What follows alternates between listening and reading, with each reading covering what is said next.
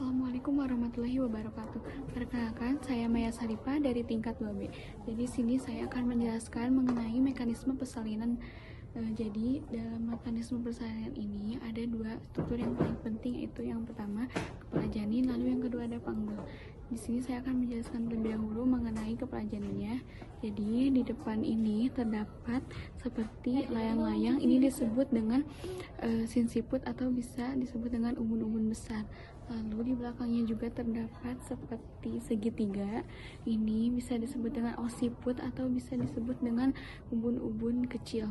Lalu di depan ini terdapat garis melintang, ini bisa disebut dengan sutura coronalis. Lalu di sini juga terdapat garis lurus, ini bisa disebut dengan sutura sagittalis. Lalu di belakang juga terdapat garis disebut dengan sutura lamboidea.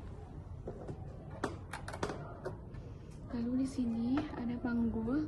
Nah, di panggul ini ada 4 Hodge. Yang pertama ada Hodge 1. Jadi Hodge 1 itu sejajar dengan pinggir atas simpisis sampai ke promontorium. Lalu yang kedua ada Hodge 2, yaitu sejajar dengan bawah pinggir bawah simpisis sampai ke sakrum. Lalu yang ketiga ada Hodge 3, yaitu sejajar dengan spina ischiadica yang menonjol di sini. Lalu yang keempat ada Hodge 4, yaitu sejajar dengan sakrum. Baik, di sini saya akan mulai menjelaskan mengenai mekanisme persalinan.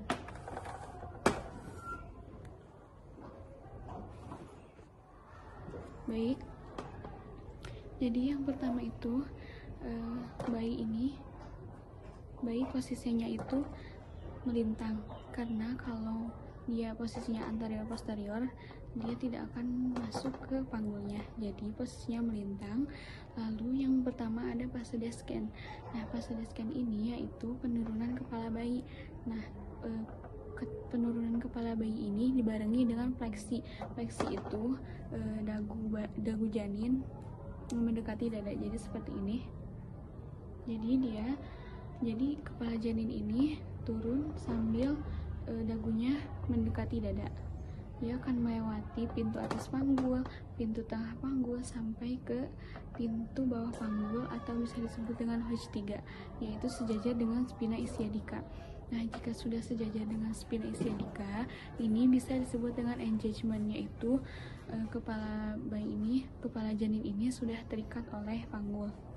Lalu setelah itu, karena jalan lahir terluas itu adalah anterior posterior, maka kepala janin ini akan melakukan putaran paksi dalam seperti ini, namun tubuhnya masih melintang. Nah, setelah itu dia tidak akan turun lagi, namun dia akan menanjak mengikuti sumbu jalan lahirnya. Dia mulai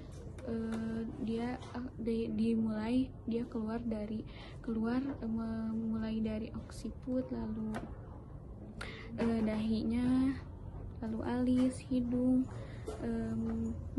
mata, hidung, dan dagu. Nah, setelah itu ini bisa disebut dengan ekstensi.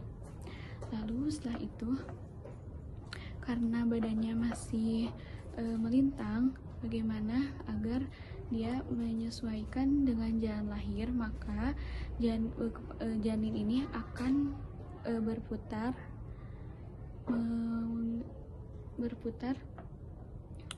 melakukan putaran paksi luar seperti ini.